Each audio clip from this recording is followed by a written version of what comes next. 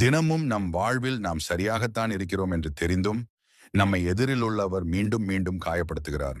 நம்மை மதிக்காமல் நம் பேச்சுகளை அலட்சியம் செய்து நம் சுயமரியாதைக்கு குந்தகம் விளைவிக்கிறார். நாம் நம்மை நிரூபிக்க முயற்சிக்கிறோம், திரும்ப திரும்ப புரிய வைக்க முயல்கிறோம். ஆனாலும் மக்கள் நம்மை சாதாரணமாக எடுத்துக்கொள்கிறார்கள். இப்படிப்பட்ட தருணங்களில் ஒரு மனிதன் மனதளவில் உடைகிறான். ஆனால் இதுதான் ஒரு முக்கியமான திருப்புமுனை.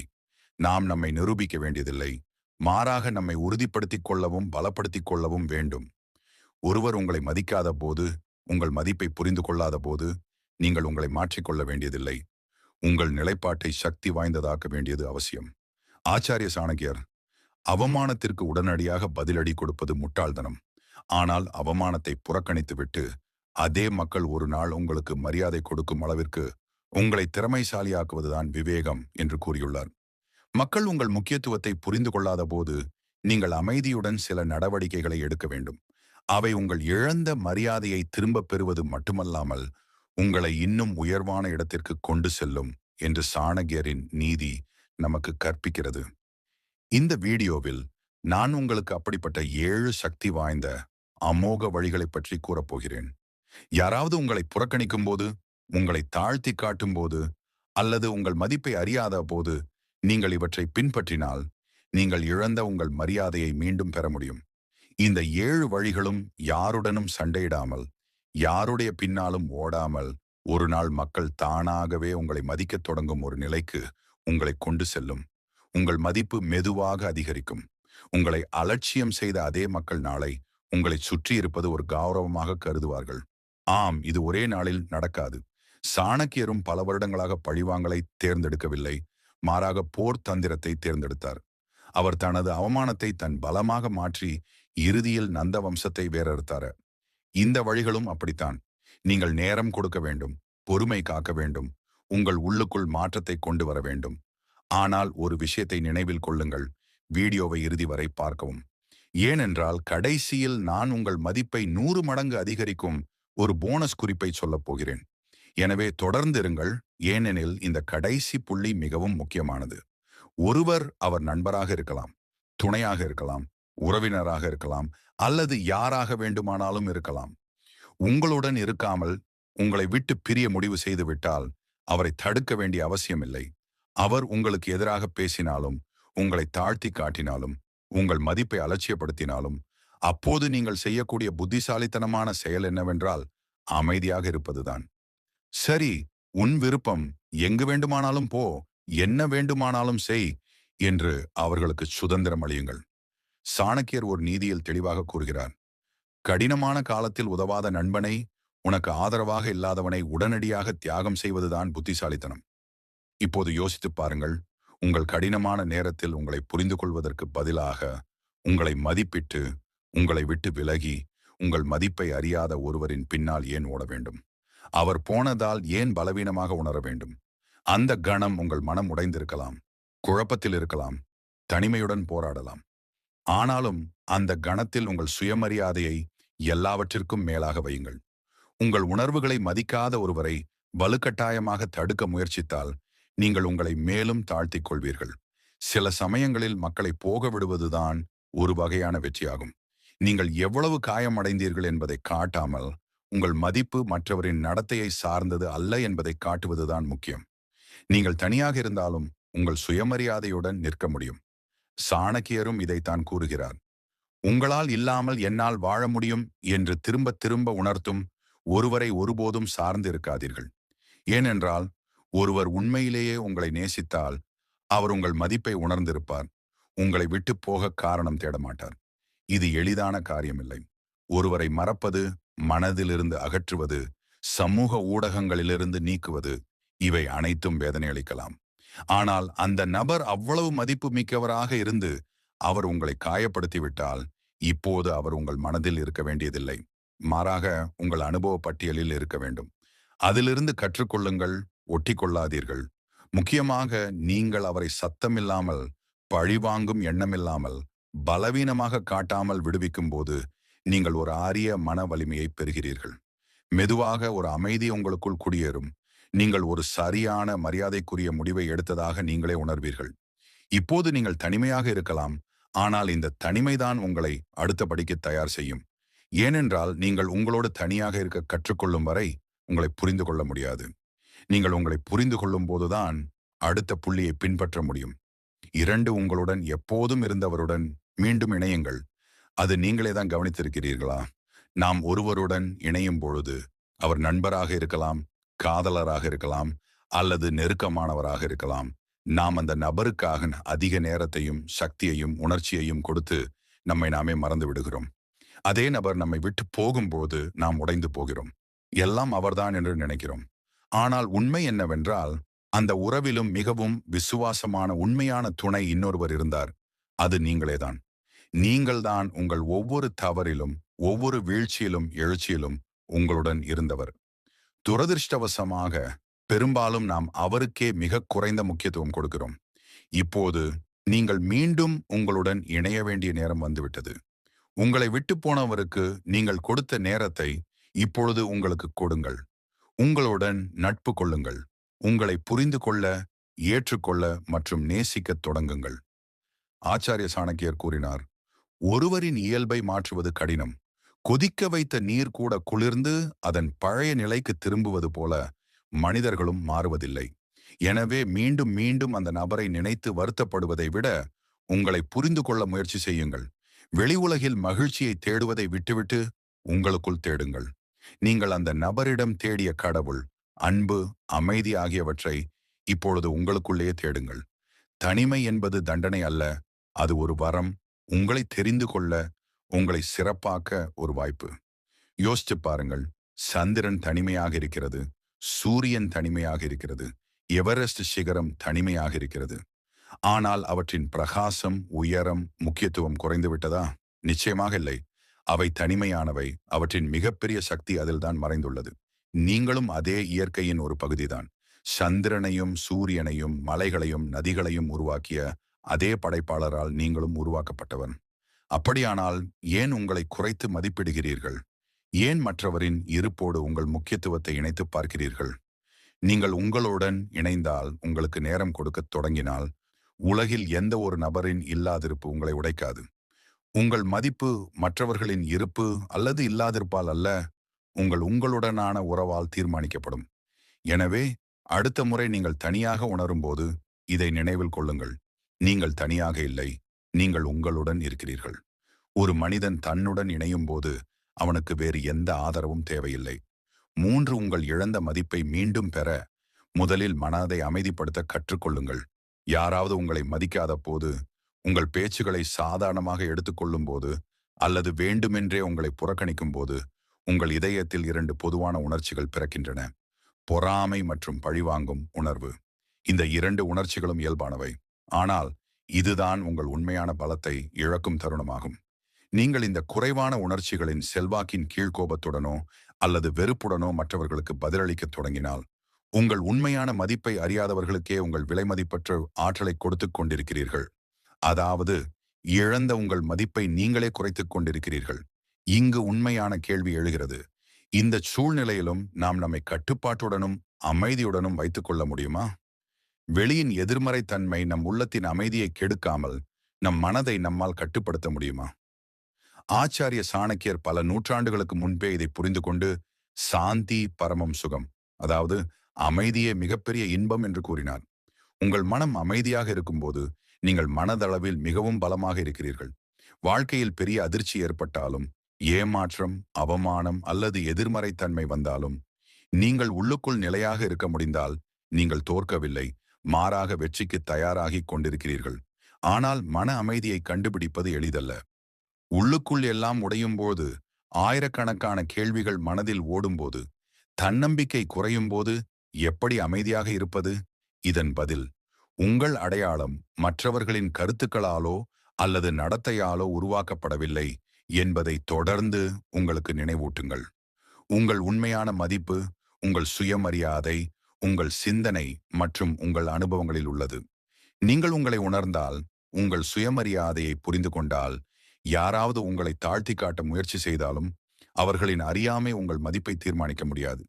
இந்த சண்டை வெளியிலானது அல்ல, அது உங்களுக்குள்ளே நடக்கும் சண்டை, உங்கள் எண்ணங்களுக்கும் உணர்ச்சிகளுக்கும் இடையேயானது. உங்கள் உணர்ச்சிகளை கட்டுப்படுத்த முடியாவிட்டால் வெளி உலகின் எந்த சண்டையிலும் உங்களால் வெற்றி பெற முடியாது. எனவே இப்போது இந்த சண்டை பழிவாங்கலுக்கானது அல்ல, புத்திசாலித்தனத்திற்கானதாக இருக்க வேண்டும். யாராவது உங்களுக்கு மரியாதை கொடுக்கவில்லை என்றால் அதனால் நஷ்டம் அவருக்கே, உங்களுக்கல்ல. உங்கள் மதிப்பு, உங்கள் அறிவு, உங்கள் திறன்கள் மற்றும் உங்கள் வளர்ச்சி நோக்கத்தில் உள்ளது. உங்களிடத்தில் நீங்கள் பலமாக இருந்தால் பிறகு மற்றவர்களின் அங்கீகாரம் உங்களுக்கு ஏன் வேண்டும்? அமைதி என்பது பலவீனத்தை குறிக்காது. அமைதி என்பது உங்கள் எதிர்வினை மீது கட்டுப்பாடு வைப்பதாகும். நீங்கள் அதே நபர்தான். ஆனால் இப்பொழுது உங்களுக்குள் சத்தமாக கத்துவதற்கு பதிலாக அமைதியாக இருந்தும் முழு உலகிற்கும் பதிலளிக்கக்கூடிய ஒரு சக்தி இருக்கிறது. உங்கள் இழந்த மதிப்பு மீண்டும் பிரகாசிக்கத் தொடங்கும் நிலை இதுதான். நீங்கள் பழிவாங்காமல் அமைதியாக இருந்து உங்களை சிறப்பாக்கிக் கொண்டதை காணும்போது உங்கள் உண்மையான மதிப்பு ஒருபோதும் குறையவில்லை என்பதை அவர்கள் உணர்வார்கள். அதை புரிந்து கொள்வதில் அவர்கள் தவறு செய்தார்கள். அப்போது அவர்களின் சிந்தனையும் மெதுவாக மாறத் தொடங்கும். உங்கள் மதிப்பு தானாகவே உயரும். எனவே அடுத்த முறை யாராவது உங்களை மதிக்காமல் அல்லது உங்களை குறைவாக காட்ட முயற்சித்தால் கோபப்படாதீர்கள். உங்கள் மனதை அமைதியாக வைத்துக் கொள்ளுங்கள். உங்கள் சுயமரியாதையை புரிந்து கொள்ளுங்கள். உங்கள் அமைதியிலும் ஒரு உண்மையான சக்தி ஜொலிக்கும் அளவுக்கு உங்களை பலப்படுத்துங்கள். 4 நம்ப முடியாத ஒன்றை பெரியதை கண்டுபிடித்து அடையுங்கள். யாராவது உங்களை தாழ்த்தி காட்டி உங்கள் மதிப்பை நிராகரிக்கும் போது அல்லது உங்கள் சுயமரியாதையை காயப்படுத்தும் போது அந்த வலியை எரிபொருளாக பயன்படுத்தி உங்கள் வளர்ச்சிக்காக அதை செலவழிப்பதுதான் அந்த நேரத்தின் மிக சரியான பயன்பாடு ஆகும். வேறு எவருடைய கேலியையோ அலட்சியத்தையோ அல்லது குறைபாட்டையோ உணர நேரமில்லாமல் உங்களை மிகவும் சுறுசுறுப்பாக ஆக்குங்கள். ஆச்சாரிய சாணக்கியர் ஒருமுறை கூறினார், நேரம் கடினமாக இருக்கும்போது வேலையில் திறமையை காட்டுங்கள், ஆபத்தில் தைரியத்தை காட்டுங்கள், எதிரிகளின் முன் பொறுமையை காட்டுங்கள், நண்பர்களிடம் பணிவாக இருங்கள். அதாவது உங்கள் இழந்த மரியாதையை நீங்கள் திரும்ப பெற விரும்பினால் அதை சொற்களால் அல்ல, செயலால் பெறுங்கள். யாராவது பிரிந்து சென்ற பிறகு, அவமானத்திற்கு பிறகு மிகச் சிறந்த பதில் தடுக்க முடியாத வளர்ச்சி அன்ஸ்டாப்பபிள் growth ஆகும். உங்கள் திறமைகளை மீண்டும் ஆராயுங்கள். உறவுகளின் கூட்டத்தில் நீங்கள் இழந்த ஆர்வத்தை மீண்டும் பிடியுங்கள். உங்கள் தொழிலில் கவனம் செலுத்துங்கள். வேலையில் மூழ்கிப் போங்கள். மக்கள் உங்களை சந்திக்க நேரம் கேட்கும்போது, இப்பொழுது எனக்கு என் கனவுகளை சந்திக்க நேரம் இருக்கிறது என்று உங்களால் சொல்ல முடியும். நீங்கள் உங்களுடன் இணைந்து பின்னர் உங்கள் கனவுகளுடன் இணையும் போது உங்கள் மதிப்பு தானாகவே உயரத் தொடங்குகிறது. சாதிப்பவர்களைத்தான் உலகம் கேட்கிறது. கூட்டத்தில் நின்று மரியாதை கேட்டால் யாரும் கேட்க மாட்டார்கள். ஆனால் நீங்கள் உயரங்களில் ஏறிக்கொண்டே போனால் கூட்டம் தானாகவே உங்களை பார்க்க வரும். நினைவில் கொள்ளுங்கள், மக்களை துரத்துவது ஒரு சோர்வான செயல். நீங்கள் அவர்களை சமாதானப்படுத்துவீர்கள், புரிய வைப்பீர்கள், தடுக்க முயற்சிப்பீர்கள். ஆனாலும் அவர்கள் போகலாம். ஆனால் நீங்கள் உங்கள் கனவுகளை துரத்தினால் அது உங்களை ஒரு இலக்கை நோக்கி அழைத்துச் செல்லும். அங்கே நீங்கள் அடைந்த பிறகு மக்கள் தாங்களாகவே திரும்பி வருவார்கள். அப்போது அவர்கள் உங்களை புறக்கணிக்க மாட்டார்கள். உங்கள் பேச்சை கேட்பார்கள். உங்களிடமிருந்து கற்றுக்கொள்வார்கள். உங்களை பின்பற்றுவார்கள். அப்பொழுது நீங்கள் இழந்த மதிப்பு என்று நினைத்தது உண்மையில் உங்கள் வளர்ச்சி பாதையில் மறைந்திருந்த ஒரு ஆசீர்வாதம் என்பதை உணர்வீர்கள். ஆனால் நீங்கள் இதையெல்லாம் அடைந்த பிறகு ஒரு புதிய ஆபத்து தொடங்கும். மக்கள் மீண்டும் உங்கள் மதிப்பை சோதிப்பார்கள். அதற்காக நீங்கள் மிக முக்கியமானதாக இருக்கும் புள்ளி எண் 5ற்கு வர வேண்டும். 5 உங்களுக்காக எல்லைகளை லிமிடேஷன்ஸ் நிர்ணயம் செய்யுங்கள். பல முறை நாம் நம்மை சுற்றியுள்ளவர்களுக்கு நம்மை மதிக்கும் வாய்ப்பை கொடுக்கிறோம். ஆனால் நமக்காக தெளிவான எல்லைகளை உருவாக்குவதில்லை. இதனால் தான் பல சமயங்களில் மக்கள் நம் மதிப்பை உணர முடிவதில்லை. நம் உணர்ச்சிகளுக்கும் நேரத்திற்கும் மற்றவர்கள் கட்டுப்பாடுகளை அமைக்க நாம் அனுமதிக்காத போது அவர்கள் அதை பலவீனமாக எடுத்துக்கொள்கிறார்கள். ஆச்சாரிய சாணக்கியர் கூறினார், தகுதியற்றவர்களுக்கு தானம் செய்வது, எதிரியை நம்புவது மற்றும் உங்கள் செல்வத்தை பாதுகாக்காமல் இருப்பது ஆகியவை அழிவின் அறிகுறிகள். இப்போது நாம் செல்வத்திற்கு பதிலாக நம் நேரம், ஆற்றல், கவனம் மற்றும் சுயமரியாதையை பார்த்தால் நாம் நம் எல்லைகளை நிர்ணயம் செய்யாத போது நாம் அவற்றை கெடுக்க அனுமதிக்கிறோம் என்பதை புரிந்து கொள்ளலாம். உங்கள் மதிப்பை அறியாதவர்களுக்கு மீண்டும் மீண்டும் மன்னிப்பு வழங்குவது அல்லது இரண்டாவது வாய்ப்பு வழங்குவது பெருந்தன்மை அல்ல, அது உங்கள் சுயமரியாதையை திருடுவதாகும். எனவே உங்கள் வாழ்க்கையில் யார் எவ்வளவு ஆழமாக வர முடியும் என்பதை உங்கள் எல்லைகளை தெளிவாக வரையறுப்பது அவசியம். இந்த எல்லைகள் உணர்வு பூர்வமானதாக மட்டுமல்லாமல் டிஜிட்டல், சமூக ஊடகங்கள் மற்றும் நிஜ வாழ்க்கையிலும் பொருந்த வேண்டும். உங்கள் உணர்வுகளுடன் திரும்ப திரும்ப விளையாடுபவர்களை தடுக்கலாம். பை பிளாக் என்பது கெட்ட செயல் அல்ல, அது உங்கள் பாதுகாப்பு. தேவைப்படும் போது மட்டுமே உங்களை நினைப்பவர்களுக்கு இல்லை என்று சொல்வது கொடூரமானதல்ல, அது சுயமரியாதையின் அடையாளம். மேலும் உங்களை திரும்ப திரும்ப காயப்படுத்துபவர்களுக்கு உங்கள் மௌனமே மிகச்சிறந்த பதிலாகும். நீங்கள் உங்கள் எல்லைகளை நிர்ணயம் செய்யும் போது, இனிமேல் என்னை சாதாரணமாக எடுத்துக்கொள்வது எளிதல்ல என்ற செய்தியை மக்களுக்கு அனுப்புகிறீர்கள். இதுதான் உங்கள் உண்மையான மதிப்பை உருவாக்குகிறது. எனவே அடுத்த முறை யாராவது உங்கள் எல்லைகளை சோதிக்க முயற்சித்தால், சத்தம் போடாமல் அமைதியாக உங்கள் இடத்தை வரையறுத்து விடுங்கள். ஏனென்றால் உண்மையான மரியாதை மக்கள் உங்கள் மௌனத்தின் எல்லையையும் அறியும் இடத்தில் தொடங்குகிறது. 6 திரும்ப உள்ளே அனுமதி இல்லை. No reentry. உங்கள் மதிப்பை யார் புரிந்து கொள்ளவில்லையோ அவர்களுக்கு மீண்டும் அதே இடத்தை கொடுக்காதீர்கள். உங்களுக்கு எதுவுமே இல்லாத போது, நீங்கள் மிகவும் பலவீனமாக இருந்தபோது, உங்கள் உண்மைகளையும் உணர்ச்சிகளையும் நோக்கங்களையும் அவர்கள் நிராகரித்த போது, உங்களை விட்டு பிரிந்து சென்ற ஒரு நபருக்கு நீங்கள் எல்லாவற்றையும் அடைந்த பிறகு அதே இடத்தை கொடுப்பது ஒரு தவறு மட்டுமல்ல, உங்கள் உழைப்பை அவமதிப்பதாகும்.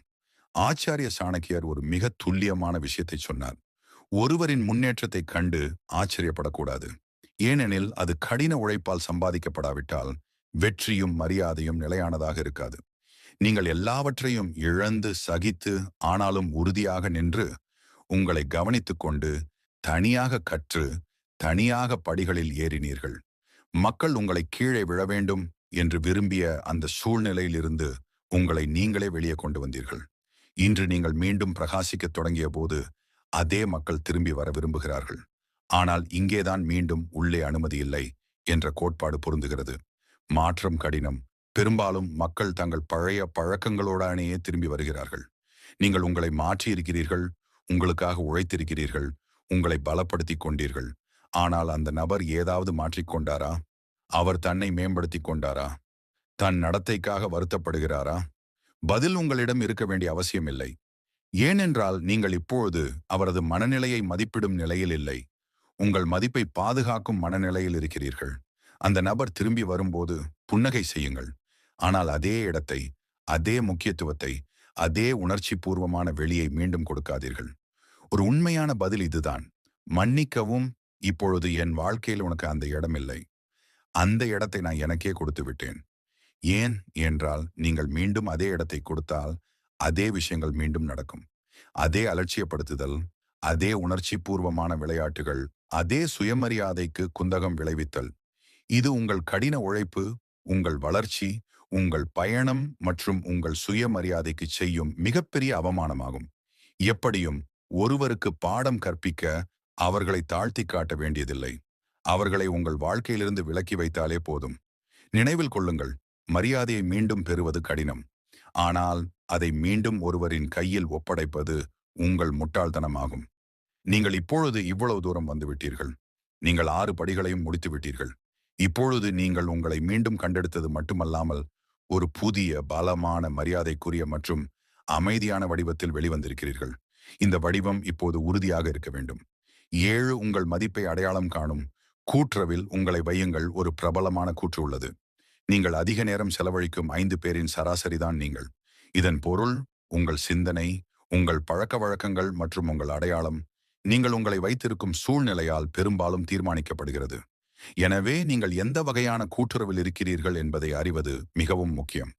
உங்கள் பேச்சை கேட்கும், உங்கள் முன்னேற்றத்தை பார்க்கும், உங்கள் தைரியத்தை அதிகரிக்கும் மற்றும் நீங்கள் சிறந்த மனிதனாக மாறத் தூண்டும் கூட்டுறவாக இருக்கிறதா?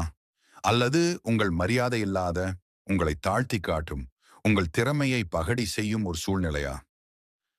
ஆச்சாரிய சாணக்கியரும் இதற்கான ஒரு ஆழமான கருத்தை கொடுத்துள்ளார். யாரிடம் சொந்த அறிவு இல்லையோ அவருக்கு எந்த நூலும் என்ன செய்யும்? கண்களற்றவனுக்கு கண்ணாடி என்ன செய்யும்? இதைப் போலவே உங்களை மதிக்காதவர்களை உங்கள் கூட்டுறவில் வைத்திருந்தால் உங்கள் வளர்ச்சி எப்படி நடக்கும்? எனவே உங்கள் கூட்டுறவை மேம்படுத்துவது அவசியம். உங்கள் வெற்றியில் மகிழ்ச்சி அடையும். உங்களை தீர்ப்பு சொல்லாமல் உங்கள் பேச்சை கேட்கும், உங்கள் சிந்தனையை முன்னோக்கி கொண்டு செல்லும் நபர்களுடன் நேரத்தை செலவிடுங்கள். நீங்கள் யாராக இருக்க விரும்புகிறீர்களோ அந்த மனிதனாக மாற உங்களுக்கு உதவுபவர்களுடன் இருங்கள். பல முறை உங்கள் வட்டாரத்தை சுருக்கிக் கொள்வதுதான் உங்கள் உண்மையான மதிப்பை அதிகரிப்பதற்கான மிகப்பெரிய படியாகும். தற்போது உங்கள் அருகில் அப்படிப்பட்ட கூட்டுறவு இல்லை என்றால் கவலைப்பட வேண்டாம். இயற்கையை உங்கள் துணையாக ஆக்குங்கள், புஸ்தகங்களை உங்கள் நண்பர்களாக ஆக்குங்கள் மற்றும் அமைதியில் உங்களுடன் பேசுங்கள். நீங்கள் உங்களுடன் நல்ல கூட்டுறவில் இருக்கும்போது பிரபஞ்சமும் மெதுவாக உங்கள் மதிப்பை உணரும், உங்களை மதிக்கும் நபர்களை உங்கள் பக்கம் அனுப்பும்.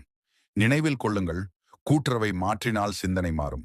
சிந்தனை மாறினால் உங்கள் முழு உலகமும் உங்களுக்காக மாறத் தொடங்கும். எனவே இன்றே உங்கள் அருகில் உள்ளவர்களை பார்த்து யோசியுங்கள். இவர்கள் உங்கள் கதையை முன்னோக்கி கொண்டு செல்லக்கூடியவர்களா? இல்லையென்றால் உங்கள் கூட்டுறவை மாற்ற வேண்டிய நேரம் வந்துவிட்டது. போனஸ் குறிப்பு: மக்கள் என்ன சொல்வார்கள் என்பதிலிருந்து வெளியே வாருங்கள். ஒரு வரியில் சொல்ல வேண்டும் என்றால், இந்தியாவை போன்ற சமூகத்தில் 90% மக்கள் தங்கள் வாழ்க்கையை மகிழ்ச்சிக்காக அல்ல, மாறாக மக்கள் என்ன சொல்வார்கள் என்ற பயத்தினால் வாழ்கிறார்கள். இந்த கேள்விதான் நம் சுதந்திரத்தை பறிக்கிறது. நாம் செய்ய விரும்புவதை செய்ய மாட்டோம், ஏனெனில் சுற்றியுள்ள குரல்கள் நம்மை விட சத்தமாக பேசுகின்றன. நம் முடிவுகளை விட மற்றவர்களின் கருத்துக்கு நாம் பயப்படுகிறோம். மாமா, அத்தை, ஆண்டை வீட்டுக்காரர், நண்பர், சமூகம் நம் முடிவில் குறை சொல்லி விடுவார்களோ என்று பயந்து நம் கனவுகளை நசுக்கி விடுகிறோம். ஆனால் நீங்கள் எப்போதாவது உங்களையே நேரடியாக கேட்டுள்ளீர்களா? இந்த மக்களின் கருத்து உண்மையிலேயே உங்கள் வாழ்க்கையை விட மதிப்புமிக்கதா? உங்கள் உழைப்பு, உங்கள் வலி, உங்கள் பயணத்திற்கு சாட்சியாக இல்லாதவர்களுக்கு உங்கள் திசையை தீர்மானிக்க உரிமை உள்ளதா? ஆச்சாரிய சாணக்கியர் மிக நீண்ட காலத்திற்கு முன்பே கூறினார், யார் இந்த உலகம் அல்லது சமூகத்திற்கு பயப்படவில்லையோ அவர்களே உண்மையான அர்த்தத்தில் சுதந்திரமானவர்கள். என்றால் மக்கள் பார்ப்பதற்கும் பேசுவதற்கும் மட்டுமே இருக்கிறார்கள். அவர்கள் உங்கள் ஆன்மாவின் உரிமையாளர்கள் அல்ல. பிரச்சனை என்னவென்றால், மக்கள் ஏதாவது சொல்வார்கள் என்பதில்லை, நீங்கள் அதை கேட்க தயாராக இருக்கிறீர்கள் என்பதில்தான் பிரச்சனை உள்ளது. யாரோ ஏதாவது சொல்லிவிட்டால் உங்கள் முடிவுகளை மாற்றிக்கொள்ளுகிறீர்கள். யாராவது ஏதாவது ஒரு கிண்டல் செய்தால் உங்கள் தன்னம்பிக்கையை நீங்களே குறைத்து மதிப்பிடுகிறீர்கள். இந்த வயதில் இந்த காரியத்தை யார் செய்வார்கள் என்று யாராவது சொன்னால் நீங்கள் பின்வாங்குகிறீர்கள். ஆனால் நினைவில் கொள்ளுங்கள், இவர்கள்தான் உங்கள் வெற்றியிலும் கேள்வி கேட்பார்கள், உங்கள் தோல்வியிலும் கைத்தட்டுவார்கள். நீங்கள் எல்லாவற்றையும் இழந்தபோது வாய் திறக்காதவர்களும் இவர்கள்தான்.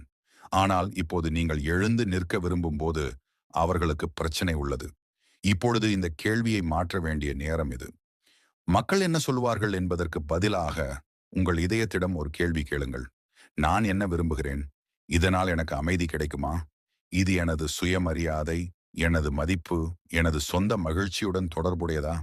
ஆம் என்றால் உலகம் என்ன சொன்னாலும் நீங்கள் அதையே செய்வீர்கள். ஏனெனில் முடிவு இதயத்திலிருந்து வரும்போது அதன் தாக்கம் முழு ஆன்மாவிலும் இருக்கும்.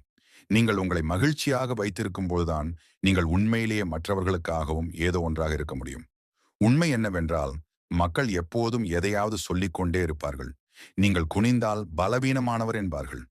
நீங்கள் உறுதியாக நின்றால் அகங்காரமானவர் என்பார்கள். நீங்கள் அமைதியாக இருந்தால் பயந்தவர் என்பார்கள். நீங்கள் பேசினால் மரியாதையற்றவர் என்பார்கள். அதாவது நீங்கள் எது செய்தாலும் யாராவது எதையாவது சொல்லத்தான் செய்வார்கள். அப்படியானால் உங்களுக்கு சரி என்று தோன்றுவதை ஏன் செய்யக்கூடாது? சாணக்கிய நீதியில் மற்றொரு அழகான சிந்தனை உள்ளது. எது ஆன்மாவிற்கு அமைதி கொடுக்கவில்லையோ அதை புத்திசாலி ஒருபோதும் செய்ய மாட்டான். எது ஆன்மாவை சுத்தப்படுத்துகிறதோ அதுவே உண்மையான செயல். அதாவது எந்த ஒரு செயலுக்கும் மிகப்பெரிய அளவுகோல் என்னவென்றால், அது உங்கள் ஆன்மாவிற்கு அமைதி தருகிறதா? ஆம் என்றால் அதுவே சரி. உலகம் எது சொன்னாலும் சரி. உங்கள் வாழ்க்கை சமூகம் எழுதும் ஸ்கிரிப்ட் அல்ல. இது உங்கள் வாழ்க்கை, உங்கள் முடிவுகள், உங்கள் உணர்வுகள். உங்கள் கதையின் இயக்குனர் நீங்களேதான். இந்த கதையை மக்களின் கருத்தால் எழுத விரும்புகிறீர்களா அல்லது உங்கள் சுயமரியாதையால் எழுத விரும்புகிறீர்களா என்பது இப்பொழுது உங்களிடம்தான் உள்ளது. அடுத்த முறை உங்கள் இதயம் தடுமாறும் போது, மக்கள் என்ன சொல்வார்கள் என்று மனம் பயப்படும் போது உங்களை நீங்களே சொல்லுங்கள், இனி மக்கள் அல்ல, என் ஆன்மாதான் நான் என்ன செய்ய வேண்டும் என்பதை தீர்மானிக்கும். இங்கிருந்துதான் உங்கள் உண்மையான சுதந்திரம், உங்கள் உண்மையான மதிப்பு தொடங்குகிறது.